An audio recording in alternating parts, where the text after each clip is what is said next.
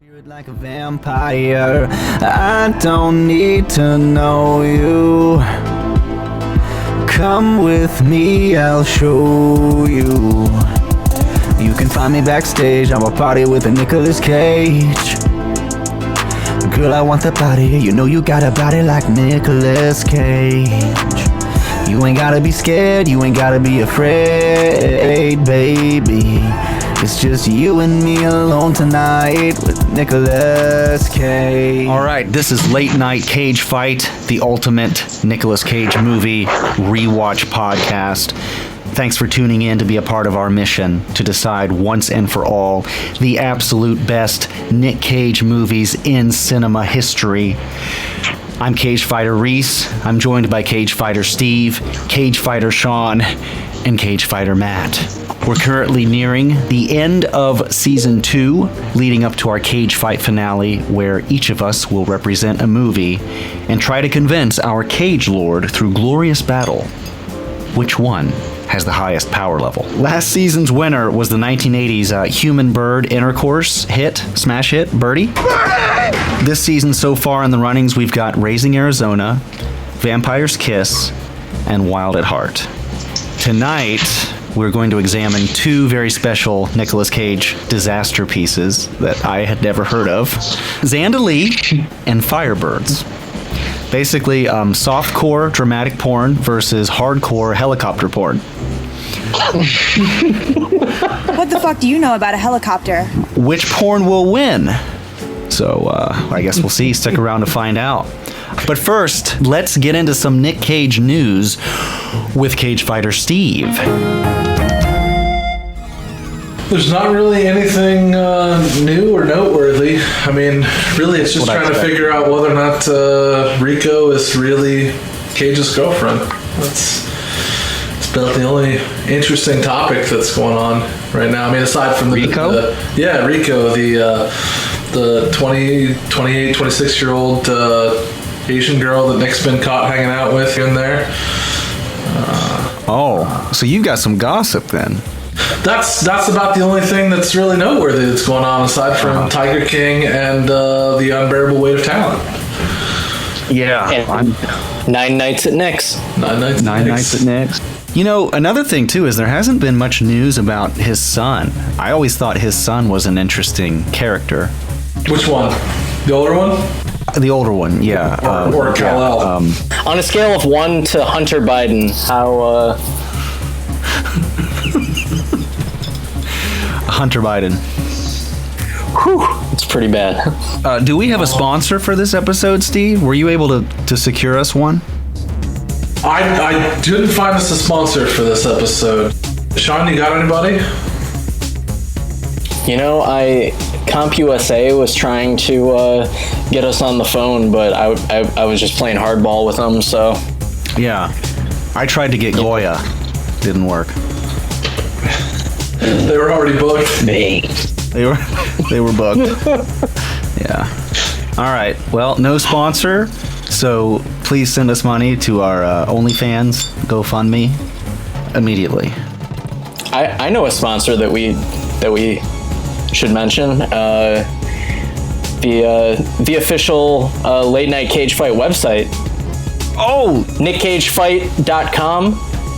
You can listen to all of our episodes as soon as they go live, and it has links to all of our sites. It's got the Facebook, it's got the Twitters, it's got the Apple Podcasts, it's got...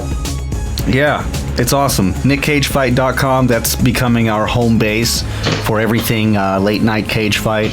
So be sure to check it out and stay tuned as well for some special episodes that may only appear there or we may highlight there. So yeah, definitely check it out. All right, why don't we get into these movies? Let's talk about Nick Cage in the 1991 sexual stalker movie Zandalee. But first, let's dive right in to the Nick List. Nick Cage makes his entrance to a bangin' 80s dance party by slamming his head like Sailor in Wild at Heart. Did he forget what movie he's in? Nick Cage, at that same party, gives a special naked lady an official Nicolas Cage patented whipped cream motorboat.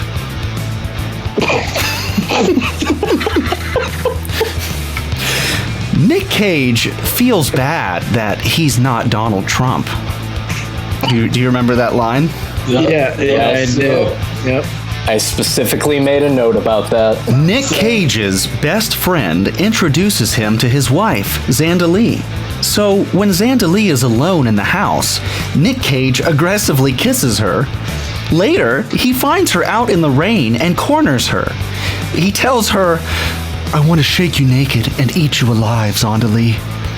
He then takes her back to his studio, has sex with her, and does a little finger painting on her naked body. "I'm a painter. I have to paint." In 75 years, you're gonna be fucking dead. I'm gonna be standing next to Picasso and Vincent, so get the fuck out of here.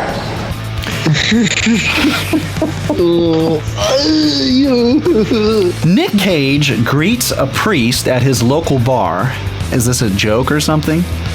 Nick Cage greets a priest at his local bar, then performs a drug deal right in front of him. Nick Cage brings his girlfriend to a dinner party. During the dinner, he molests Zandalee under the table.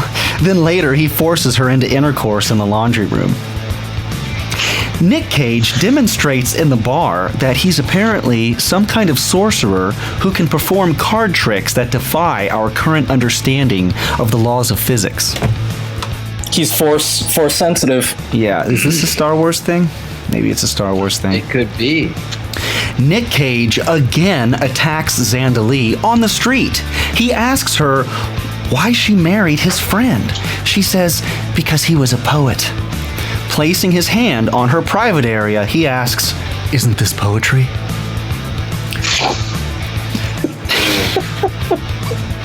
Nick Cage feels upstaged by Zandalee, who has her very own cage out in his art studio. So Nick Cage has his cage out, where he then covers himself in black paint, which, judging by the next scene, was the washable kind.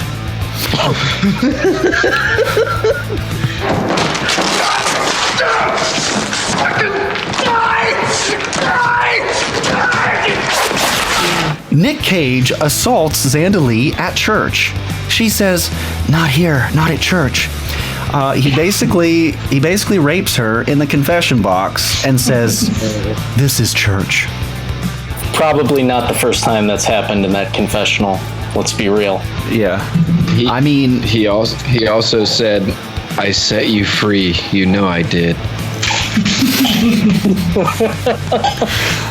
This movie just makes me feel all kinds of things. I'll get into it later.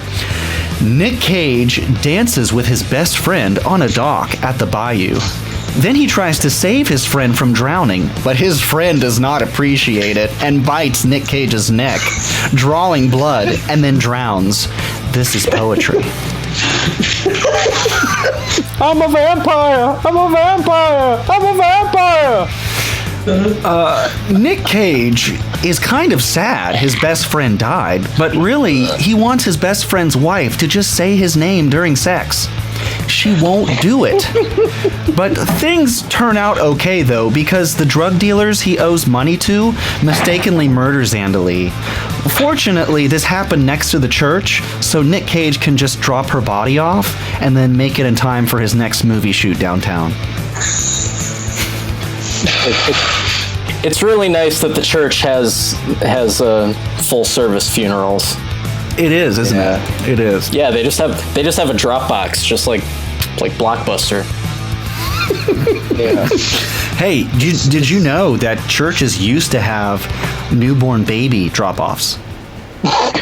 I swear. Really? Yeah, and I know this because my wife went to Cuba on a school trip, and she went to a church there that still had one. It said in Spanish, "Drop your baby off here," or something.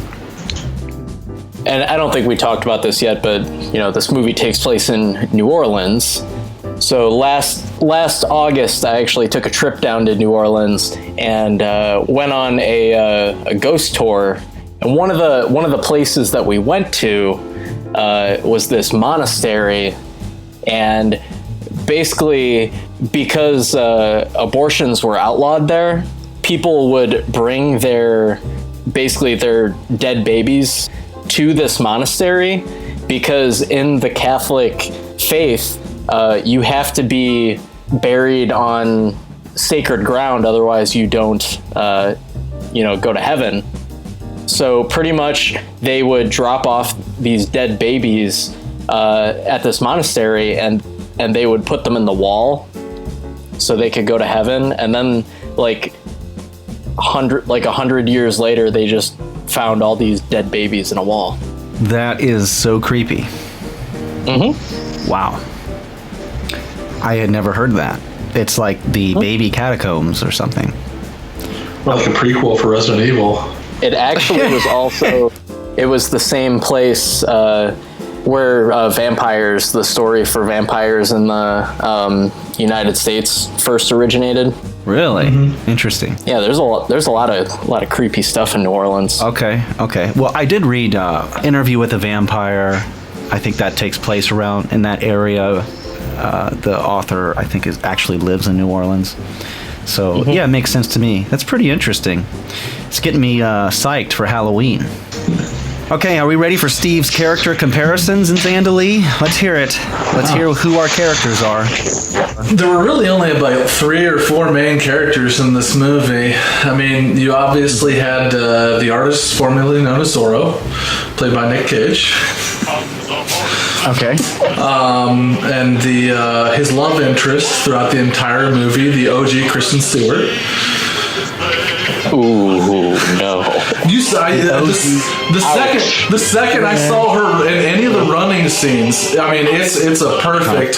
She just looks like Kristen Stewart before the cloning. No way. And then, of course, there's her husband, supposedly, Bob Ross's little brother, who decided to join the Navy and take up poetry instead of painting. Yeah. And, of course, trash man Steve Buscemi. Oh, yeah. Who was really the highlight of the movie, I think. I was going to say that, yeah. Even though, I mean, I didn't think his character was that good, but still, it's Steve Buscemi on a trash truck and fighting with cops, and I'd rather watch that. Right. What? Begging for change? Pretty good. Yeah. I mean, I love Steve Buscemi. Why was his character in this movie? Because he happened to be in New Orleans when they were shooting. I wanted to say that I felt like this movie was the backstory of Ron Jeremy. That just his facial hair, Nick Cage's facial hair, his mullet, just the way he moved it just seemed so sleazy. Yeah. I thought I was watching a trauma movie at times. You know what? It's gonna take people a long time to fact check it. If you want to just go ahead with this. That's what it is. I did, however, like in the beginning, there was a homage to Racing with the Moon. Was there? Yeah, in the very beginning, the very first time that Kristen Stewart went for a run, she was racing the train and jumped right in front of it. Yeah, I didn't get that either. I was like, is she suicidal? Is she daring? Yeah, that's what I thought. I was thinking she was going to kill herself, and then when she jumped in front of it and felt like good, I was like, oh, okay, it's just Racing with the Moon. I get it. Yeah, right. Yeah. A superhero of some kind. Yeah. So, but before you go into the synopsis, Steve, I want to say something about those scenes, the running scenes. There are a lot of these jogging sequences with Zandalee, the lead, and in every single one, she's wearing the same outfit. Yeah. So to me, it was obvious that they just shot this in one take and cut it, back into the movie. Why would she wear the same outfit every time? I found that strange. I only have one workout outfit.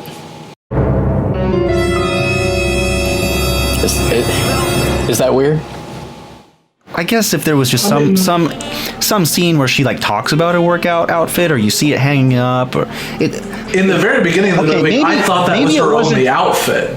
She spent the first 15 minutes of the movie completely naked or wearing that. Yeah, it's new. Well, and the other thing too is she works at some kind of fashion store, right? Or she owns her own fashion business. Yeah, well, this is for you, Steve. I want you to jump in and give a very quick rundown of what exactly happens in this masterpiece, Zandalee. I mean, you've already mentioned the characters. You covered pretty much all the synopsis in the Nick list. There's really not a lot else that happens throughout the movie. I mean, it starts off with this brief kind of half-assed introduction of the characters, and clearly when Nick is first introduced, just like every other woman that Nick meets in the movie, she fucking hates him. And he makes it clear that she's going to get raped. Yeah, he makes it very clear, uncomfortably clear. That was my note. Every woman hates Nick when they meet him. She will probably fuck him. Yeah. I mean, everything... I feel like everything that we've seriously criticized in Nick's previous roles have really come to a head in this movie, which I believe has been forgotten for a reason. Because it is just, it's so trashy, incomprehensible at times. We can talk more about the analysis in a bit. Basically, we have Judge Reinhardt is the actor who plays, his name's Tari, not Terry, Tari. I don't know anyone with that name, but it's New Orleans, right? So we have the whole French. He's a poet. Yeah, his first lines in the movie are so heavy-handed that it just made me want to gag. I knew automatically that this was going to be a rough time for me. He's like a real Elliott Smith. He's a multi-instrument. So his lyrics are pretty great, is what you're telling me? Oh no, I'm saying he was like a really sad man who just like really wanted to die and then very dramatically killed himself. Aren't we all though? I see. Yeah. Matt. Just like Tari. Matt, I'm not some dumb coon ass that you can mess with. Okay? Here we go. Can you still say that? Is that politically correct? Are we demonetized now? I'm really wondering if this movie was kind of the impetus for Cage's love for New Orleans. Maybe. Because I don't know if we've mentioned it on the podcast, but Nicolas Cage actually has his tomb in New Orleans. It was the one thing that the IRS could not take from him, because they don't have a money back guarantee on plots of on funeral plots in very famous funerals or in cemeteries. Yeah, I don't know what it is with his fascination with New Orleans and playing characters. If he plays a character in a movie that's set in New Orleans, he always has to be a big asshole. Yeah. I don't know what's up with that. He's never... Yeah, I mean, you'll never see him playing the priest in a New Orleans church or the family man or something like that. It's very strange. It's almost like he has this impression of how to be cool in New Orleans. What's cool? It is sexually assault women. Of course, Zandalee. We got to sum up what happens, though. So we got Tari he used to be a poet, aspiring poet. He inherited his dad's cable company, communications company, and then his old friend, played by Nicolas Cage, what was his name? Johnny something. Johnny Penn. Tsunami? No. Johnny Collins. Johnny Collins, yes. The only one with a normal name. Johnny Collins. Johnny. John Paul Gregory Collins III. I was afraid it was you. That's true. Yeah. Johnny Collins comes back, and they're just the best of buds. And the first thing that Tari does is invites him into his home where he lives with, I noticed he called the older lady his grandma. I thought it was more realistic if it was his mom, but maybe it's his grandmother. I'm not quite sure. But an older member of the family also lives in the home. And the strange thing about this whole scene is he invites his friend into his home, and then he like disappears with his grandma and leaves his wife alone with Nick Cage's character, who just immediately becomes just a creepy guy, just coming on to her heavily. So you're his wife, are you?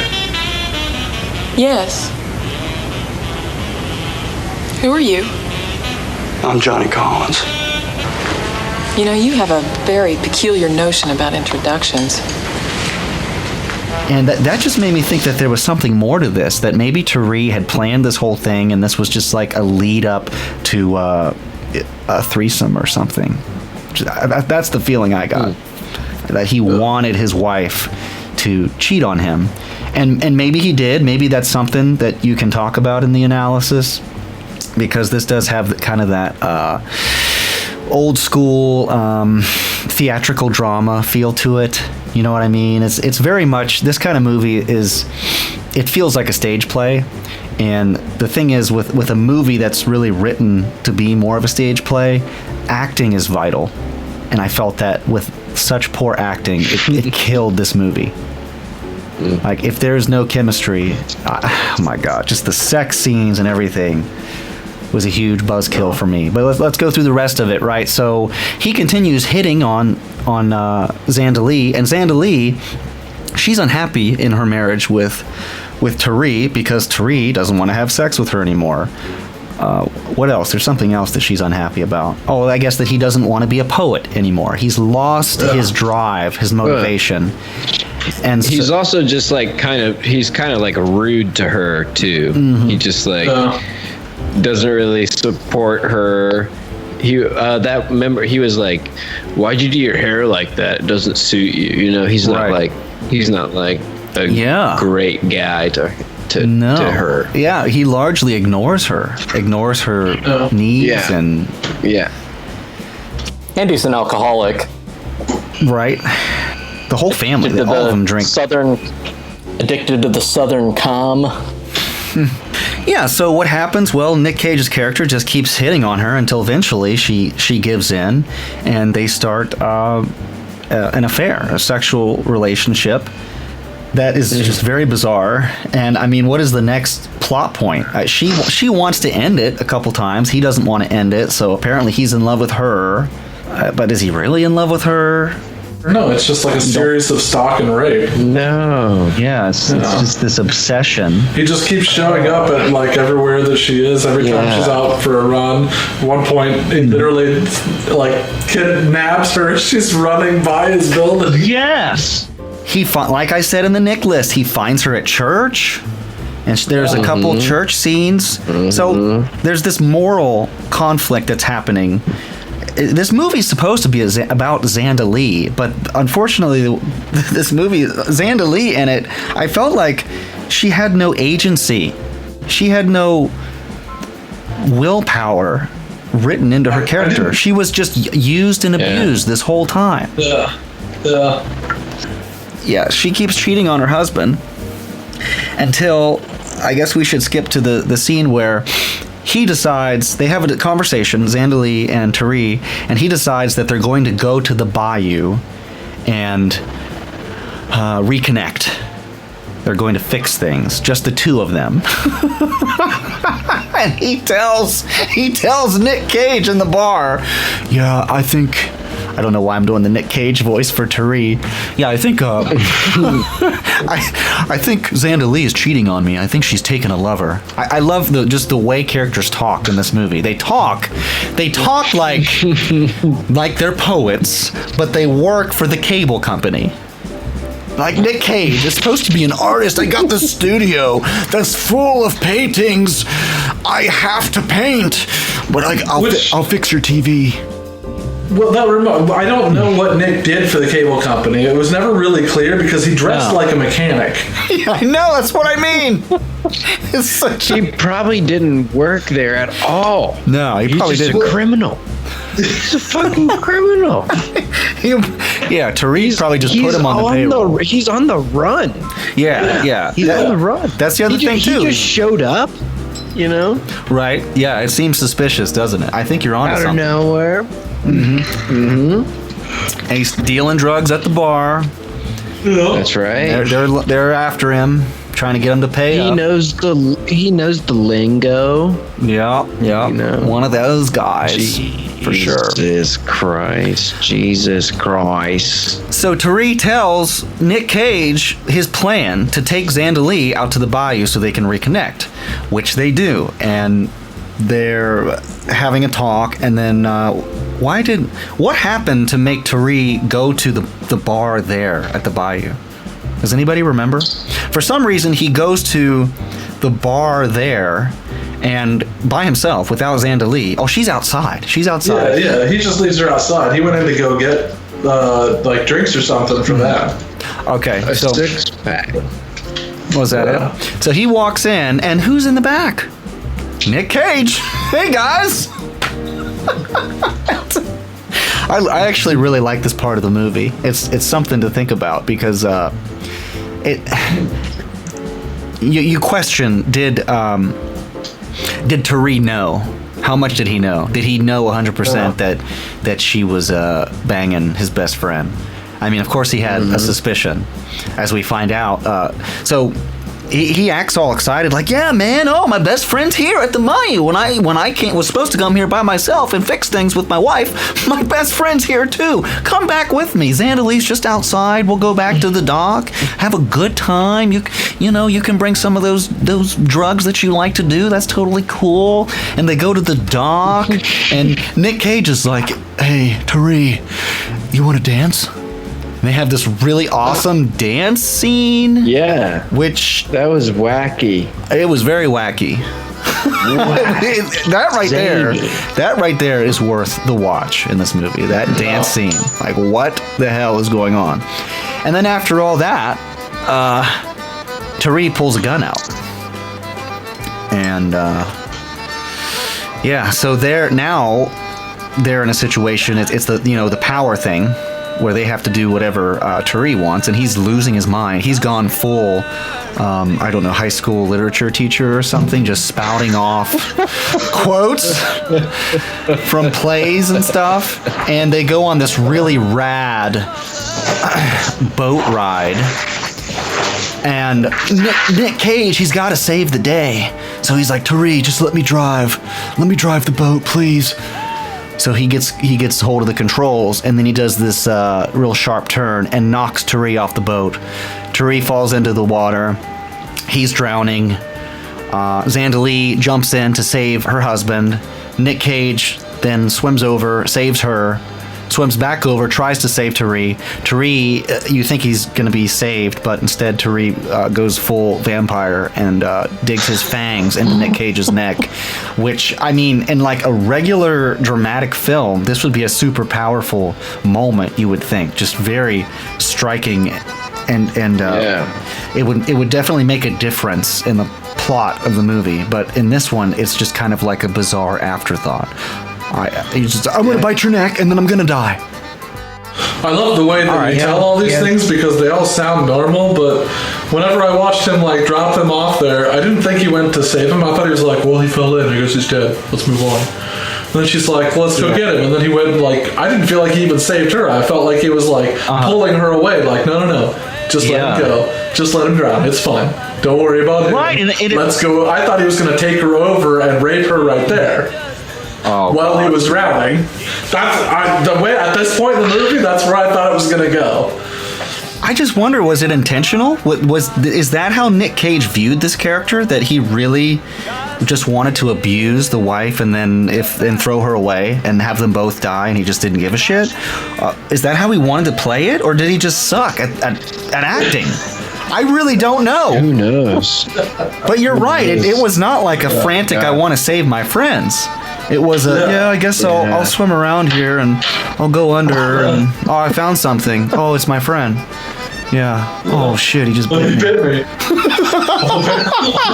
My vampire, where's my vampire teeth? So then, Tari drowns. The next scene is Zandalee at his grave. And this is another bizarre scene. Steve Buscemi just shows up, and I don't even remember what all he said, but it was... He gives her some, sage advice. Yeah. He says it's a religious artifact. A religious artifact? He gives her something? No, a heartifact. Oh, a heartifact. Oh, when he said that, I just wanted to puke. It feels like a play written by, an acting major, in college, who has never written anything before, but they just want to prove so much that they can write something Shakespearean. I Nick had wrote this. Yeah.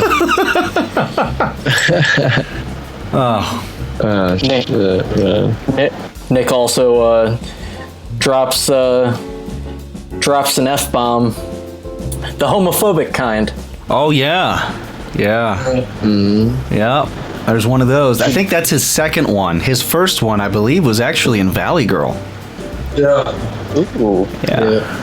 So, man, what a trip of a movie. Sure, yeah. It's got that fake deep vibe to it, you know what I mean? To where it's pretending to mean some things. This is a dark tragedy. Mm-hmm. Oh my God, his girlfriend died. But really, it's just I'm a sexual predator and I got some people killed and what the fuck? Yeah. It's a movie where you can take a clip from it and watch that clip and it implies that there's so much more to this movie. But when you actually watch the movie, there's nothing.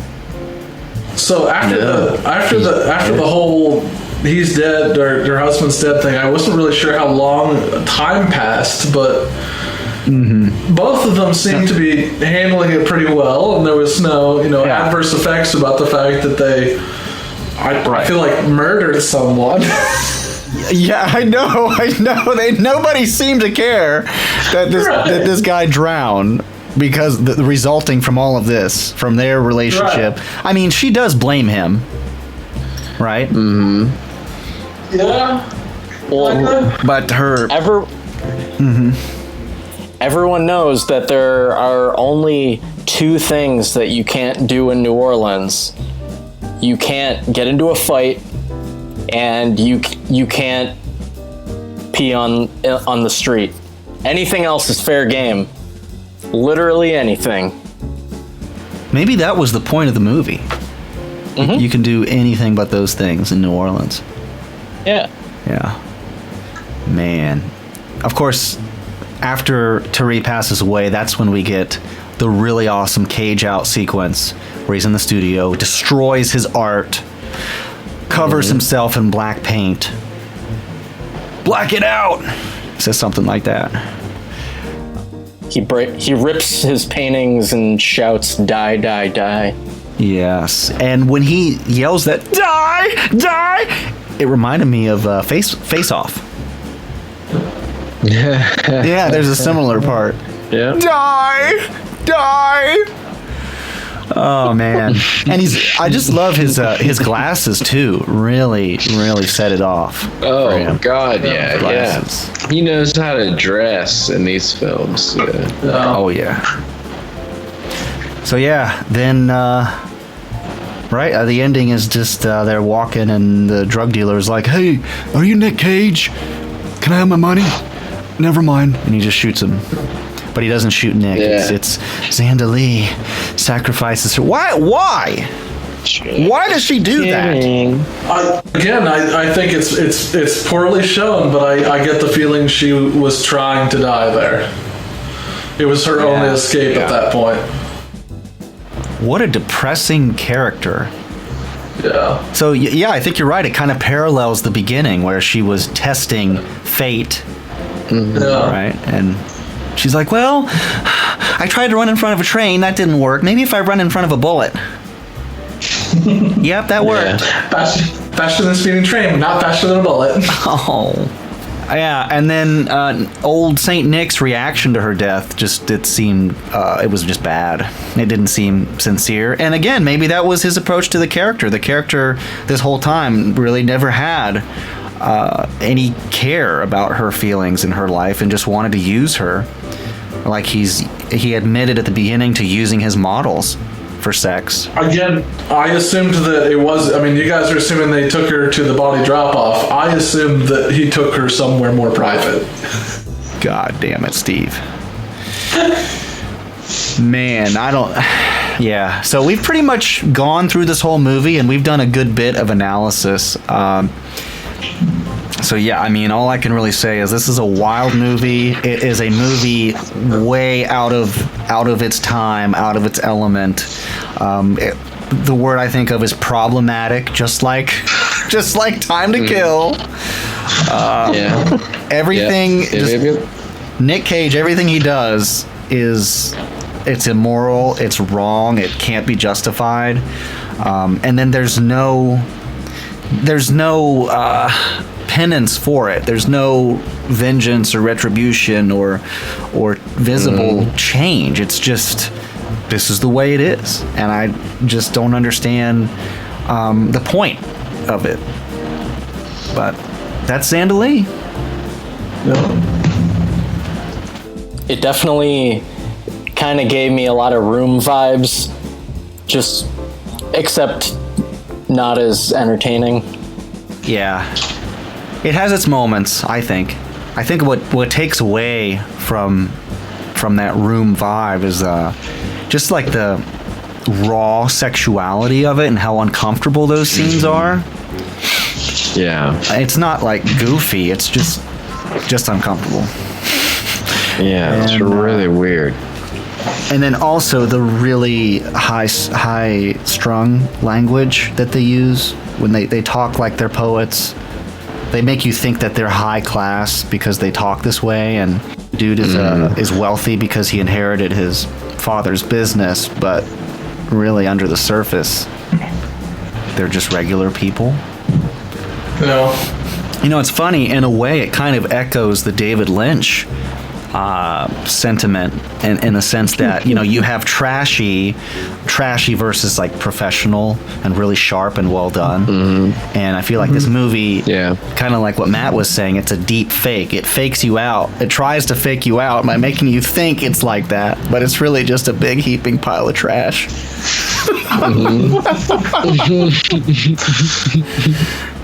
Yeah. God. Too bad we didn't get David Lynch's Zandalee. That would be so much better. Yeah. The guy that directed it, Sam Pillsbury, is also known for the cult classic Free Willy 3: The Rescue. Woo! Wow. Also, very good biscuits. Yeah. Quite partial to their croissants. Yeah, I've been to New Orleans a couple times, and I enjoyed my time there. I think I wouldn't have gone, though, if I'd seen this movie first. I would have just stayed home. No way. No fudging way, buddy. And they got the voodoo down there. Oh, man. Yeah, you got to watch yourself. Ooh, man. That's right. I got so much voodoo. It's literally behind me. Nice. Like the Godsmack song. Got these authentic voodoo dolls. Do you have one for me? I could. I literally was, when I went to New Orleans, I was traveling on a plane with like $150 worth of voodoo in my backpack, and I was just waiting for the TSA to just be like, sir, you're gonna have to come with us. You bring up voodoo, and I laugh because I shouldn't laugh. It's interesting, but there's a group here in Japan of African immigrants who still practice voodoo, and they did some kind of workshop about it, and my friend was telling me about it, and I thought it was interesting. But my question has always been, a big part of voodoo is animal sacrifices or blood sacrifice. And it's like, do they still believe in that, is what I wanted to know. And my friend actually asked them, and they said that they do. And then they explained it in a way, that makes sense, I guess, within their practice, but still I'm just like, why? Why is that still, why would you need to do that to make your voodoo work or whatever? But I'm not part of that group, so whatever. Zandalee, if we have to rate its success, it was mostly a critical failure, apparently even before its release, because this was a straight-to-video movie in the U.S.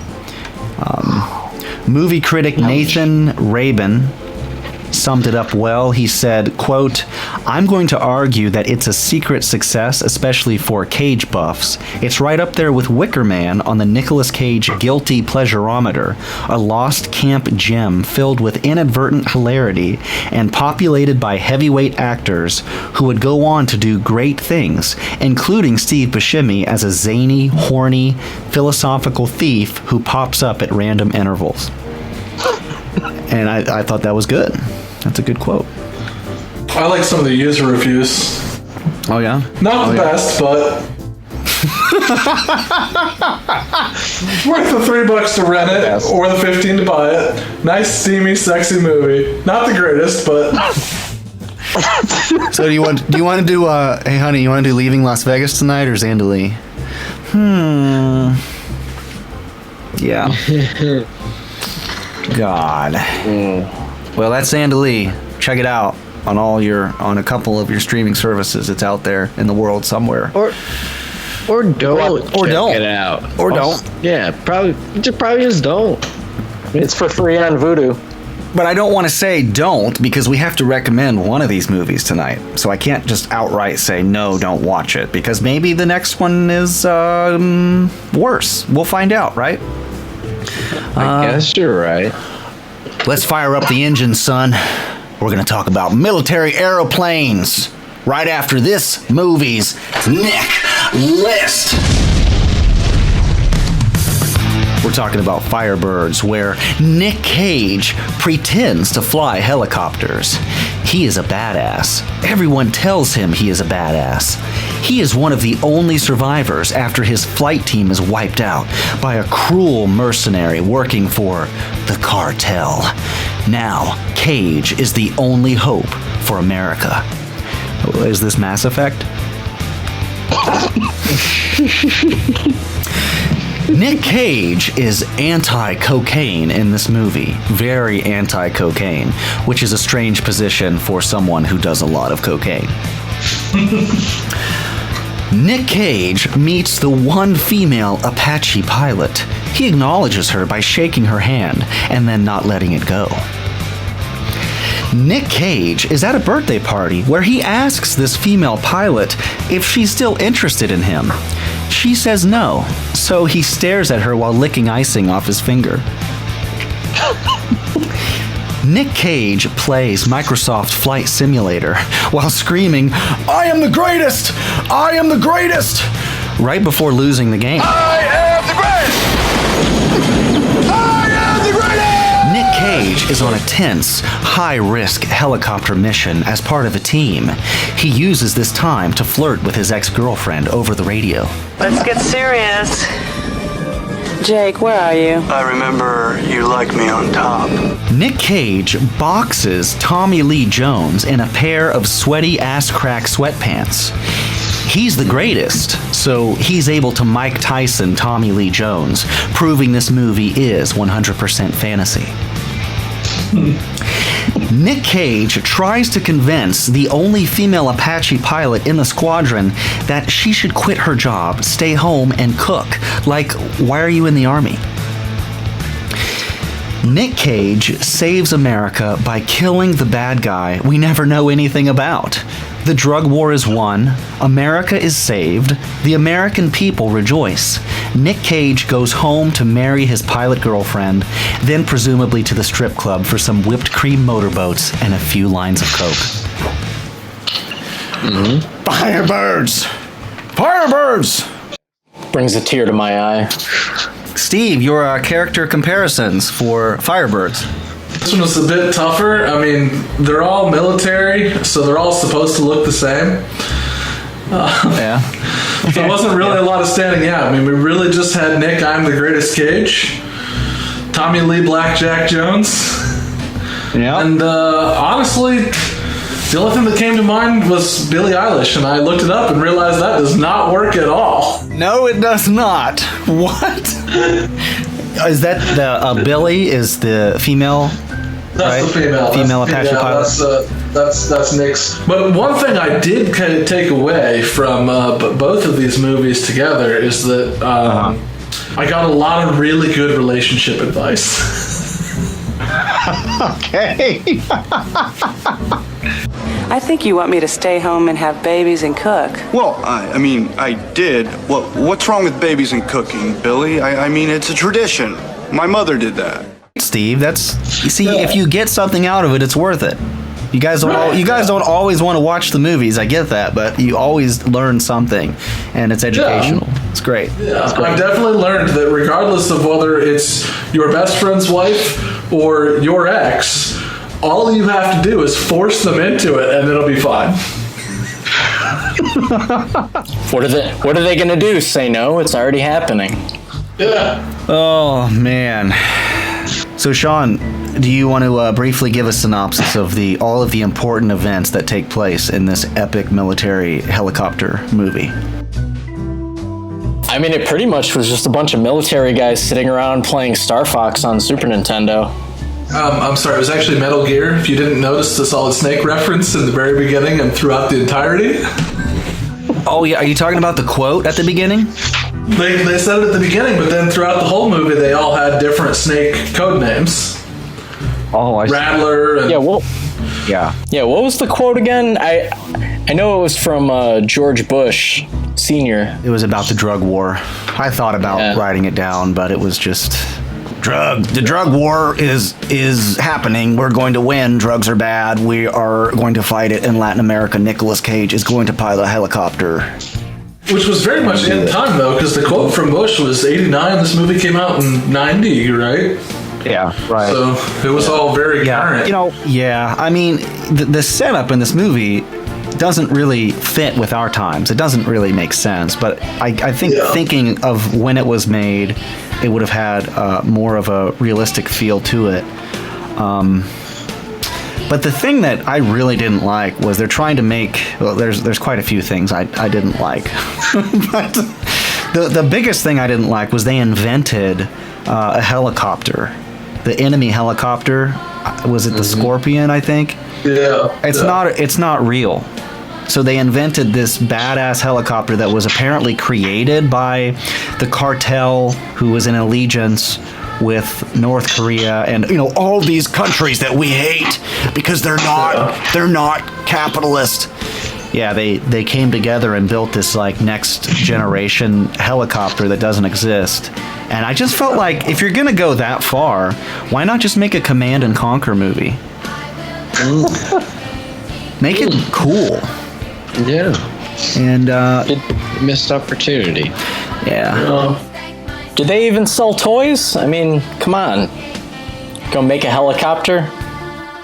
The people who made this movie, they love helicopters. There are so many helicopters in this movie doing helicopter things. There are helicopter photos that are framed in the background. Tommy Lee Jones, who is just the best helicopter instructor, he has a helicopter birthday cake that he's given. He's got to blow the candles out on the why can't I think of the word? I want to say wings. Yeah, on the propellers. Oh, you really shouldn't have done this. It's just stupid. Yeah, and Tommy Lee Jones, bless his heart, I felt he's really trying to act. He was just kind of being like Tommy Lee Jones in any of these military flicks. But it was just so badly written. He has just a lot of terrible one-liners. I joined the Army for the same reason you did. And that's to kick ass. Just like in the old war movies, be a hero. And the other thing I didn't like is that he's always praising Nick Cage. Everybody's always telling Nick Cage how amazing he is. Except for the one sequence where they're doing a mission where all of a sudden they have to look through the eye magnifier, whatever that is, right? And it's in the dark, so they have to use like some kind of night vision technology or something to pilot the helicopter. And Nick Cage, he fails, but I actually liked that scene because I really felt like, I was driving a car with Tommy Lee Jones on the passenger side telling me how much I suck at driving. Yeah.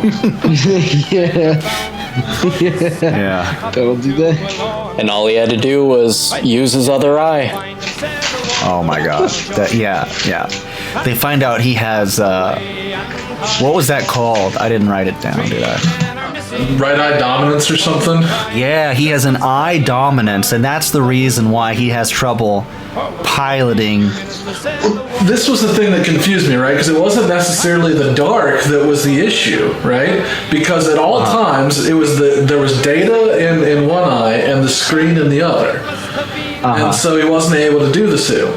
But what confused me was that was only an issue when it was night vision.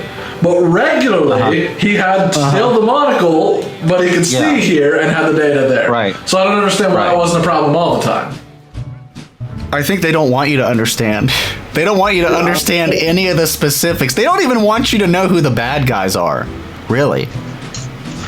I didn't know that there were any. And I think it's because they were ripping off Top Gun. I have not seen Top Gun since I was a little kid. So please, if you've seen Top Gun within the last 5-10 years, please correct me. But if I remember correctly, Top Gun is similar in the sense that it never focuses on the enemy. It's all there on base with the U.S. squadron, right? I mean, of course there's action sequences, but they never like really focus on the bad guys. Because it's focused on just the pure American adrenaline, that patriotic spirit to overpower the enemy. And I don't like that in this kind of movie because I feel like the stakes are really not that high, and they just don't make sense. Like you're telling me the cartels own this technology and these helicopters, and they're killing American soldiers, backing up the DEA's efforts in Latin America, and our military just treats it like, yeah, we're just gonna go in and fucking kill them all. I don't know. There was no like political aspect to it. There were no finer details. It was just complete Saturday morning cartoon story. Yeah, there was absolutely no build-up to the villain.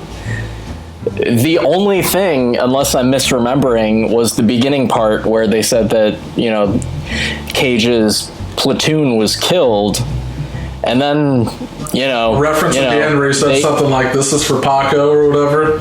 Yeah, but then they spend pretty much the entire movie. It's like 80% training. It's just them playing Microsoft Flight Simulator. It's 40% training and like 50% Nick just thirsty. Just thirsty. Yep. You're right. Yeah. Just pining. This is supposed to be this huge mission that's like top level security, best pilots ever, and like every opportunity they get, they're like, you know what we need to do? We need to fuck. And everyone's just cool with it. Like, yeah, that's totally unbelievable. I'm just thinking, your chain of command is listening to this. Right. I don't understand how they wouldn't reprimand you for that. Yeah. So ridiculous. And then I also got to say, I'm not a helicopter aficionado, but I'm pretty sure the way that those helicopters were moving in some of those scenes, they don't move like that. They had them like moving like airplanes or jet fighters. They even had the helicopters taking out the jet fighters, and it just seemed just unrealistic to me the way that they were doing it. They have a sequence, at least one, where they get ambushed by a helicopter. Didn't even know it was there, and I'm just like, if your radar didn't pick it up, wouldn't you fucking hear the rotors going off?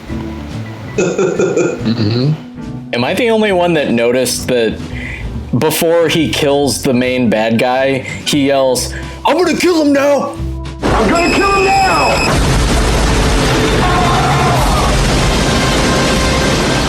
I don't remember that. I just remember when Tommy Lee Jones, who gets just completely jacked up in this mission. Did you kill him? Did you kill him, boy? I killed him. Yeah, I killed him. Can we roll the credits now? That's the thing, too. They only had to take out that guy. Just the one. Well, that's right. That's right. Go ahead. Everyone else came in. I was going to say, everyone else took care of everything else. He took care of all the enemy aircraft. Right. The thing it was a joint operation. The thing that got me, right? So his girlfriend Billy or whatever. So they make all this point that she's in the military, she can stand up to herself or whatever. She doesn't need to be at home cooking and making babies, right? Yeah. But then the one opportunity that she has to do something useful, she sits there and Tommy Lee Jones has to explain how to put this tool together that she should know how to use, using absolutely no proper terminology, like get the coffee can looking thing and trying to explain to her how to use it. Yeah, which you would think would be part of her basic training. I think there's probably a smarter way to dumb down military jargon in a movie, but this is just a complete removal of all of it. Well, but they only had to do that for her, was my point.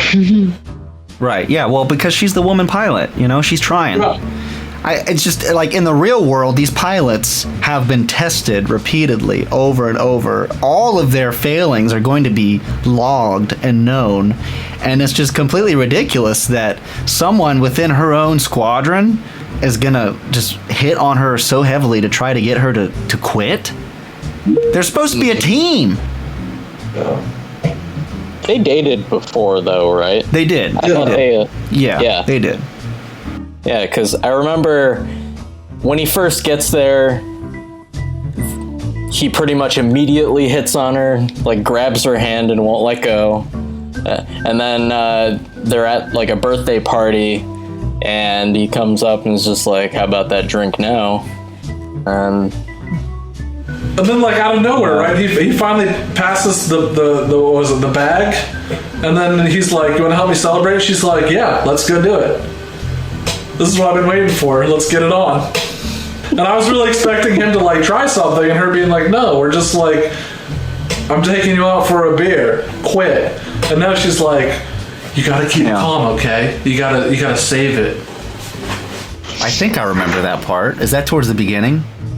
No, so it was like right after he finally passed his simulation test, right?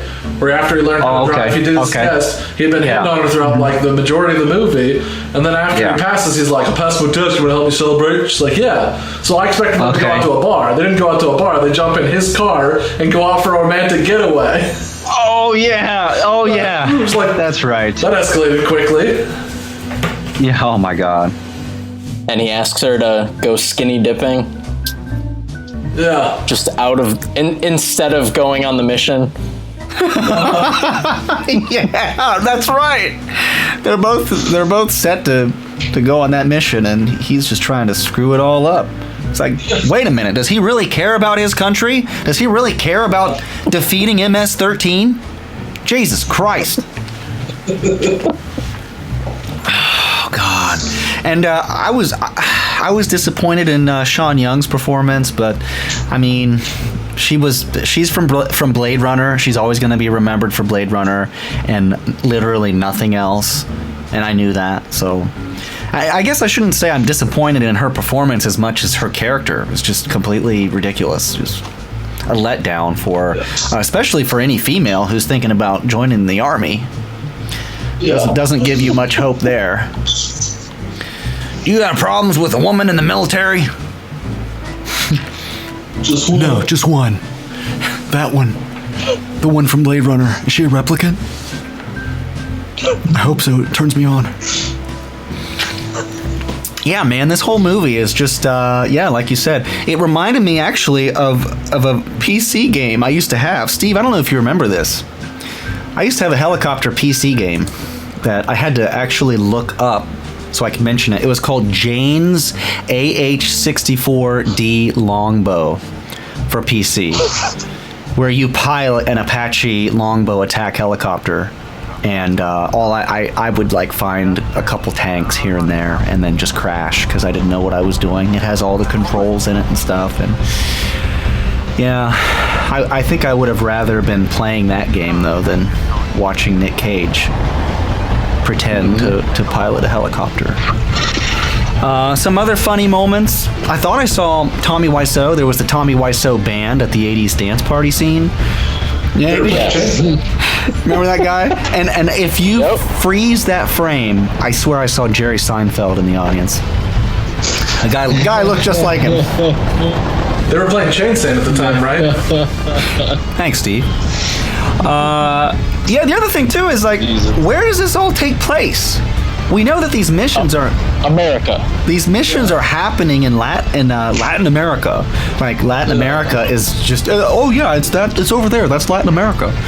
Like, isn't that a whole conglomerate of countries? Well, the training was all in Fort Mitchell. They called out. Was it? Yeah, they said something in the beginning, like I passed all my written exams, ready for hands-on at Fort Mitchell, or as soon as I get back there.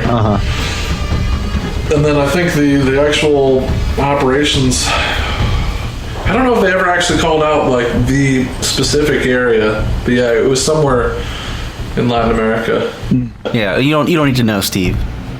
They were a threat. They were a threat to the United States. They were in Latin America. They were somewhere between Mexico, Russia, and North Korea. I'm not exactly sure where though. I don't think this is the first time that Nick has broken the Geneva Convention. No. Yeah, he's pretty good. Probably isn't the last. Probably not. Yeah, I mean, as far as plot goes, yeah, helicopter movie. Helicopters are badass. Tommy Lee Jones, he teaches Nick Cage how to be a better helicopter pilot. Even though Nick Cage is already awesome, he's already a great helicopter pilot. But now he's an even better helicopter pilot, and he really wants to sleep with the other helicopter pilot again, and eventually he does, which is great. And then he goes out on a mission and he kills that other helicopter pilot who has a fake helicopter who uses it to kill other Americans once in a while, so that the other bad guys can deal drugs in America, which is a no-no according to Ronald Reagan. And he finally takes him out. That. Yeah, snort that. He says that? Snort that? No, I think Billy does, right? She's got the whatever. He goes, shoot him in the ass. Snort that. Says, snort that sucker. Except it's a rocket. Yeah, and then it just ends. They kill the bad guys, and America saved. The end. I do like the Cage out that he had when he was first playing Microsoft Flight Simulator. It says, shoot him, blast him, nab him, grab him, shake him, bake him, cook him, clean him, hold him, broil him, kick him, nab him, twist him, all gone, bye-bye. Do you think that was ad-lib, or do you think that was in the script? I'm just gonna go out on a limb and say that was a Cage original. I think so too. Yeah. He also tells the other guy that he's his mom now. Yeah. Yeah. I'm your mom now. I'm your mother now, Calvin. This movie was pretty much a big passion project for some military bros. That's really all it is. They wanted to make this helicopter movie. They had a budget, and apparently that budget was enough to attract Tommy Lee Jones and Nick Cage and Sean Young and some other actors that we don't really know. And that's the end of the story. We got Firebirds. So it's like, Mommy, I want to get the new 4K Top Gun at Walmart. Can we go get it? Oh, I can't really afford it right now, but they have Firebirds on DVD in the $1 bin by the checkout. It's got Nick Cage in it. Okay. That's reading this. Just like you said, Sean. Almost beat for beat unofficial remake of Top Gun. Yeah. That's what I thought. I haven't seen Top Gun in forever, but just the fact that you never know really anything about the bad guys. No. Can we get some like Star Fox style like cockpit chatter and just reenact it? We should do a Firebirds reenactment. Yeah. Get a green screen. Yeah. That would be funny. I'm down. Matt? You down? Yeah, into it. What was your opinion of Nicolas Cage's performance in Firebirds? Just zany. Just zany. Why would you say that about an American hero? I don't know. I think this is the Cage that we'll see transform into my favorite moments. Yeah. You know, where he goes over the top with no destination. I think that's the only thing I really liked about this is just how nutty he is and how far he'll go to justify himself. You know what I mean? Do you think that he was kind of? Do you think he was really trying in this movie to play his character or not? I don't know. I think it's kind of impossible to tell. Yeah. Do you think so? Yeah, I agree. Yeah. I think it's open for debate. Especially like this is a really good one for facial expressions. Like, okay, he has a lot of really weird faces in this movie. Yeah. But they're not necessarily consistent, you know, so it's like... All right. Very funny. Final thoughts for Firebirds. Did we like it? I thought that it was mostly forgettable. Not one of Nick Cage's strongest films. Because I felt that Nick Cage's character was he was a Mary Sue. Nothing ever bad could happen to him. I mean, he did fail a couple of times, but he overcame them with some pretty cheesy developments. You know, and the whole, like we talked about, the eye issue, eye dominance. And then he's just a winner. He's a winner. And I do think helicopters are pretty cool. They're pretty cool things. They fly in the air, so that helps. What about you guys? What did you think about Firebirds? It was a movie. Yeah. It was a movie. Yeah. It was just the great value version of Top Gun. Great value. I love that brand.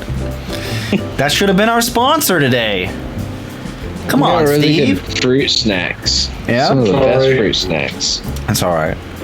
All right, well, let's get into the fight then. This is the Cage Fight round table. I was actually thinking Firebirds was the prequel to Bad Lieutenant, but... Actually, that's what I thought Zandalee was.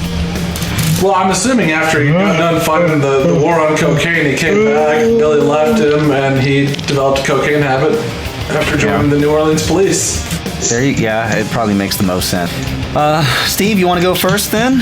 Which of these two movies is your pick for tonight's winner?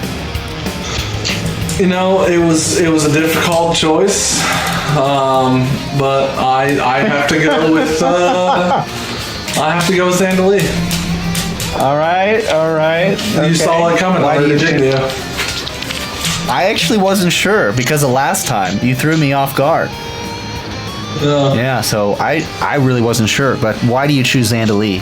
Zandalee for similar reasons. So I felt like Firebirds was just too.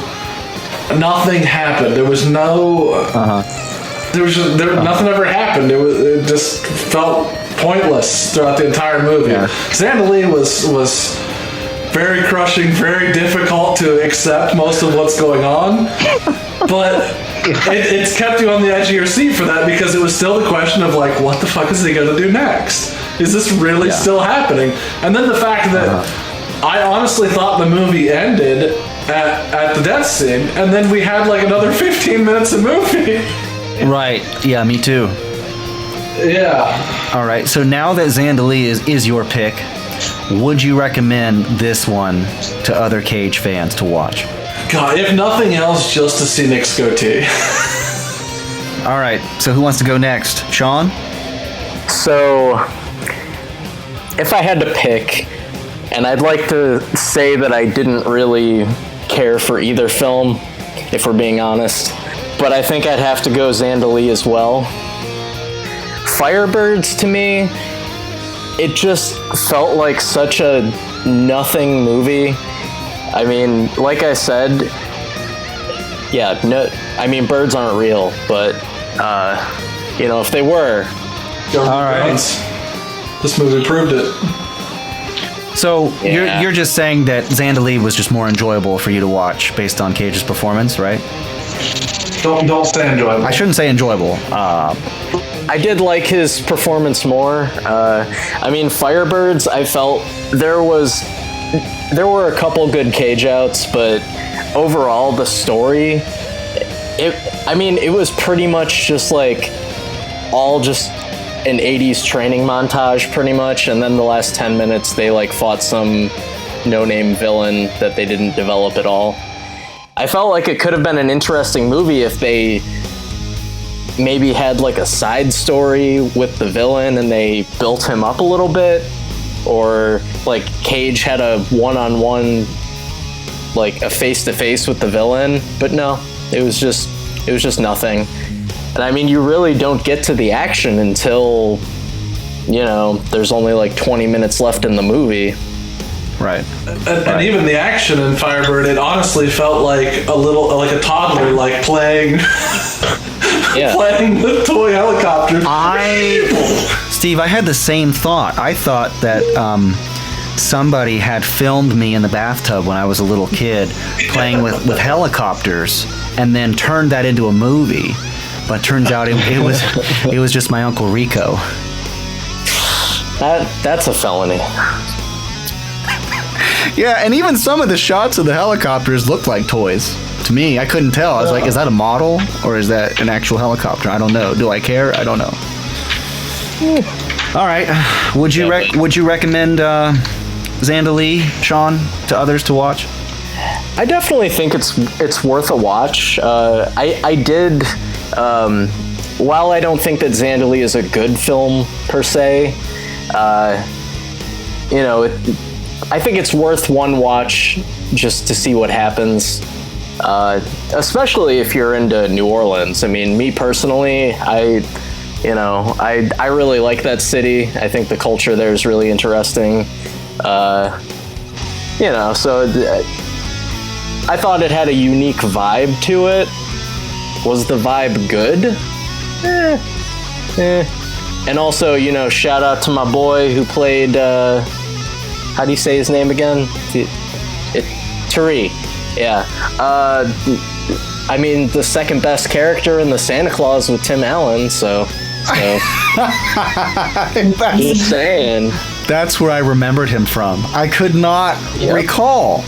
I saw he was in Vice Versa, and I remembered seeing that box. I was like, is that the movie I remember him from? And then I scrolled down. No, it's the Santa Claus. Yeah. Yeah, he's the guy that's banging Tim Allen's wife. So, you know. Payback. Okay, Matt? I think I'm going to have to go with Firebirds on this. Oh, yeah? Yeah. All right, let's hear it. Well, Firebirds for me is easier to escape. I didn't really particularly enjoy either of these films for many of the reasons that have already been discussed. Right. But I felt like Firebirds had kind of like less of a fragmented plot and more of not a plot, that it just felt easier to not pay attention to and just focus on how silly everything was. Okay. So it was a little bit more fun, you know? Yeah, I can see that. Yeah. So that's why I picked that one. Yeah. Okay. How would you compare Cage's performance in that one to Zandalee. Do you think his performance specifically was better or more suited to the movie itself? Maybe. I mean, like like that review. Yeah.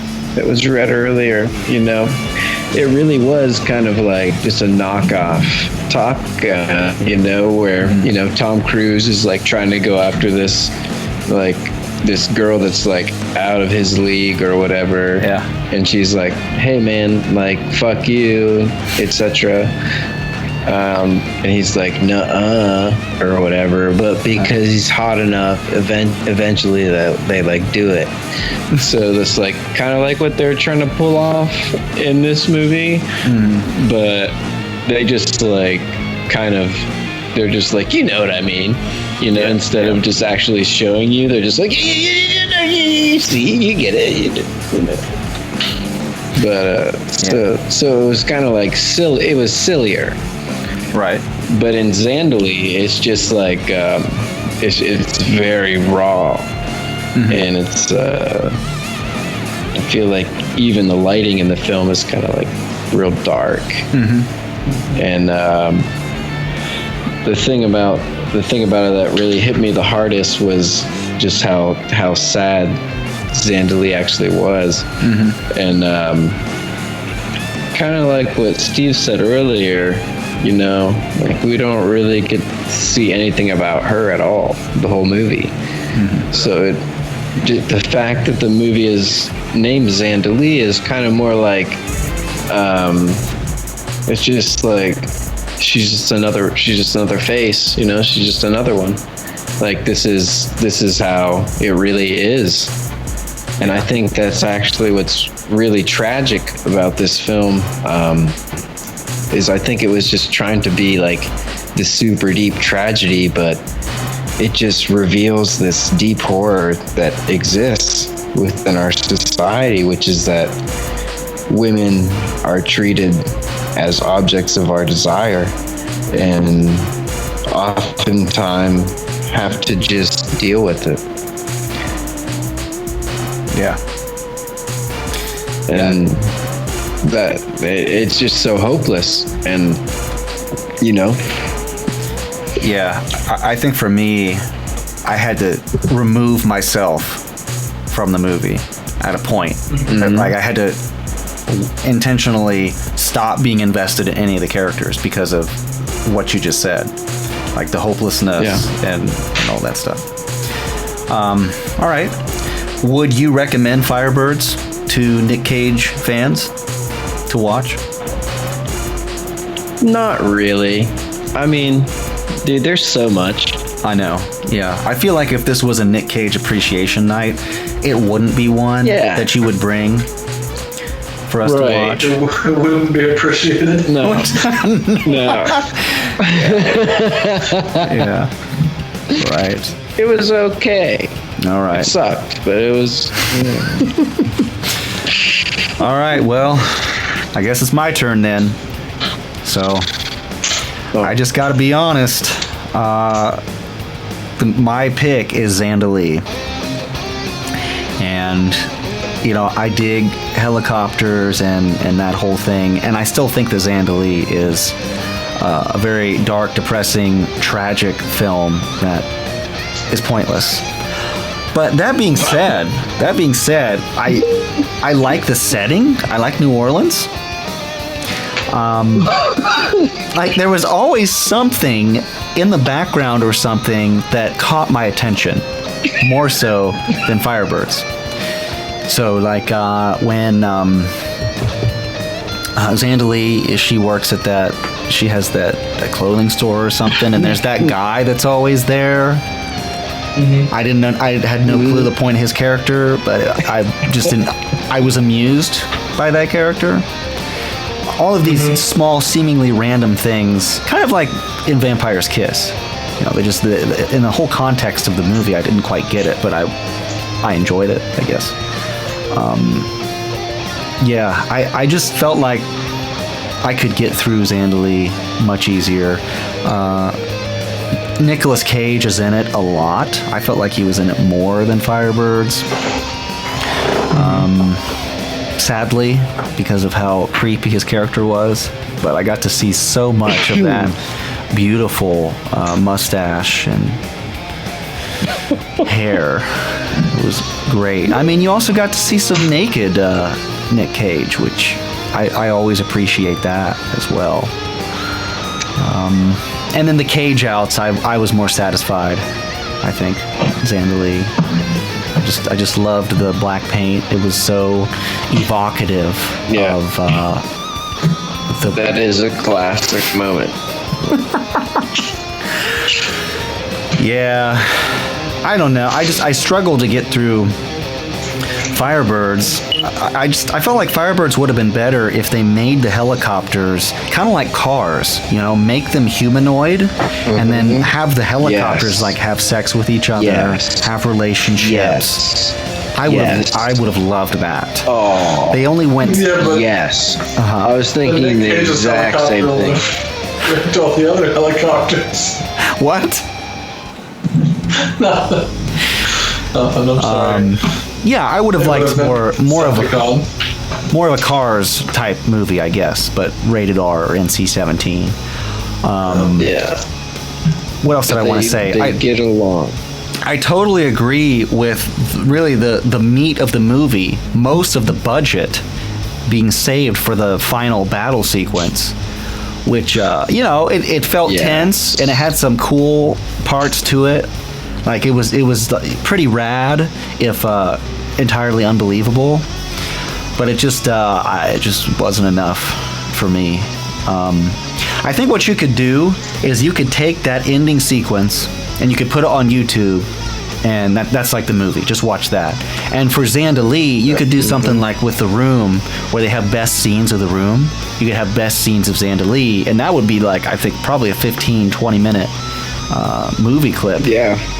And it would be pretty enjoyable. But to watch either of these movies in full, oh man, it's tough.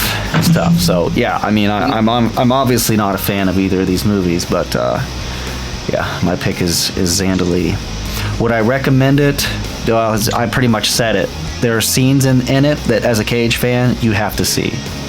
You have to see even how terrible it is. I can't even express, but you have to see the church confession box scene. You have to see, like I mentioned, the Cage out in the art studio. I was a huge fan of the first meeting. The first meeting with Zandalee. Yeah. The first meeting is good. No.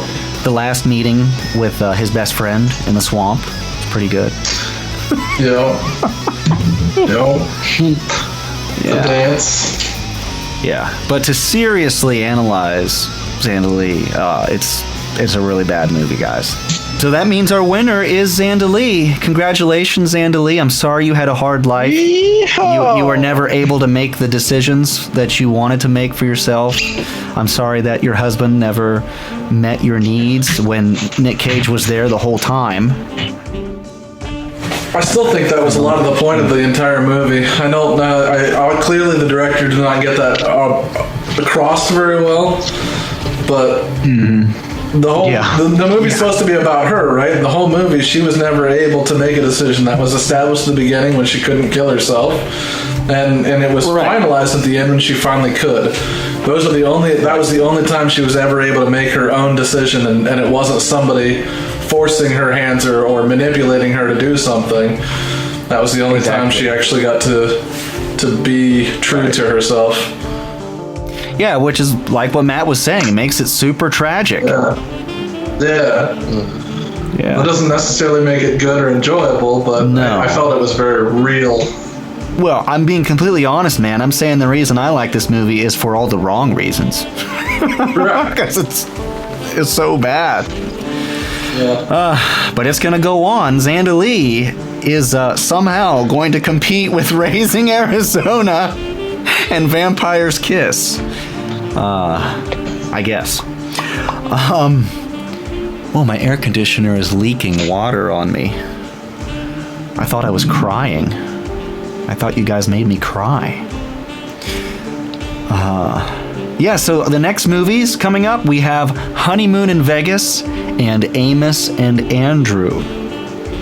pretty excited for those two. I've seen neither of them. You guys? I have not. All right, great. We're all going in blind once again. So these last two movies are going to be the last movies before. Yeah, I was going to say you missed the Raising Arizona, Vampire's Kiss. What's the other one we're against right now?